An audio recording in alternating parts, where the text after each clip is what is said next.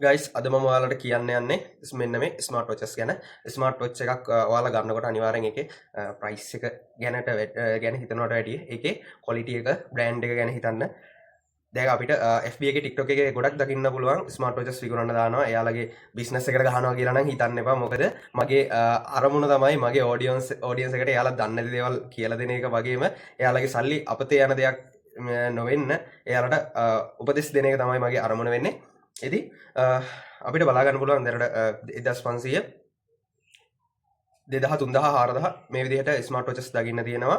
අපි ඒවා ක්වොලිටි එක කොහොමද කියලා නිකම් පොඩ්ඩක් කල්පනා කරලා බලමු.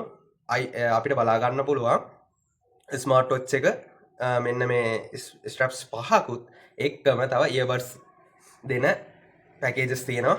සාමාන්‍යයෙන් 2000 3000 එහාට ඒ වගේ දෙයක් ගන්න කලින් නිකමට හිතන්න කොහොමද දැන් ඉයර්බඩ් එක ප්‍රයිස් එක කියලා. ඒක ගන්න කලින් හිතන්න ඉයර්බඩ් එකක් සාමාන්‍යයෙන් නෝමල් ක්වොලිටි එකක් ගන්න 5000කට එහා මුදලක් යනවා.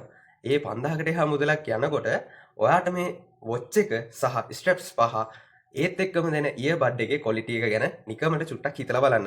ඒ වගේම තමයි ඔයාගේ වොච් එකේ ක්වොලිටි එකත්. වොච් එකත් සාමාන්‍යයෙන් ඔයාට පුළුවන් නම් 5000න් එහාට ඊට වඩා කියන්නේ නැහැ. 5000න් එහාට තියෙන එකක් ගන්න. ඒකෙදි ඔයාලට මේකේ ඇතුළත් වෙනවා බ්ලඩ් ප්‍රෙෂර් මනින්න පුළුවන් සෙන්සර් එකක්, ඔක්සිජන් ලෙවල් එක, ඒ වගේ තවත් ස්ටෙප් කවුන්ටි තවත් ගොඩක් සෙන්සර්ස් තියෙනවා. සමහර විට වොච් වල මිලත් එක්ක ඒකේ තියෙන ඔප්ෂන්ස් වෙනස් වෙන්න පුළුවන්, සෙන්සර්ස් වෙනස් වෙන්න පුළුවන්. ඒ නිසා මම ඔයාලට කියන්නේ ඔයාලගේ සල්ලි අපත යවා ගන්න එපා. හොඳ ඉයර්බඩ් එකක් සාමාන්‍යයෙන් 20000කට එහා යනවා Apple වලින් වගේ.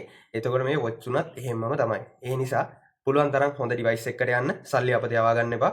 සල්ලි අපත යනවා කියලා හිතන්න එපා. මොකද මේක ඔයාට අනාගතයට ආයෝජනයක් වෙනවා.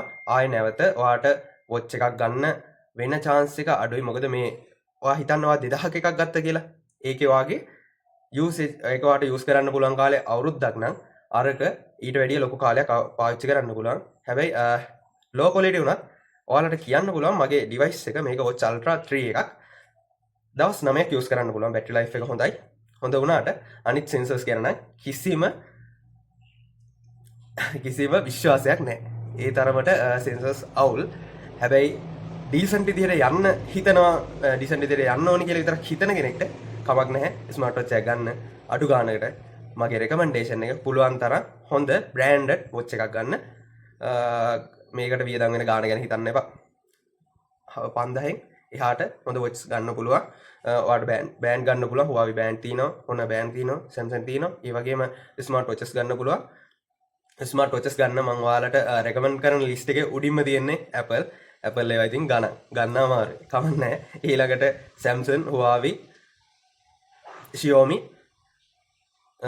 තව මේ වගේ ගොඩක් ඩිවයිසස් තියෙනවා. ඔයා කැමති එකක් බලලා ගන්න. මගේ රෙකමෙන්ඩේෂන් එක ඔයාලා මේ FB එකේ තියෙනවා දැක්කයි කියලා මේ අඩු ගණන් වලට තියෙන වොච් වලට නම් අහු වෙන්න එපා. එහෙනම් තවත් මේ වගේ වැදගත් වීඩියෝ එකකින් නැවත හමු වෙමු. මම හිතනවා මේ වීඩියෝ එක ඔයාලට වැදගත් වෙන්නේ නැති කියලා. ඔයාලට වැදගත් වුණා නම් පහලින් කමෙන්ට් එකක් දාන්න යන්න අමතක කරන්නත් එපා. එහෙනම් මේ මගේ channel එක subscribe කරලා like කරලා තියාගන්න. bye bye.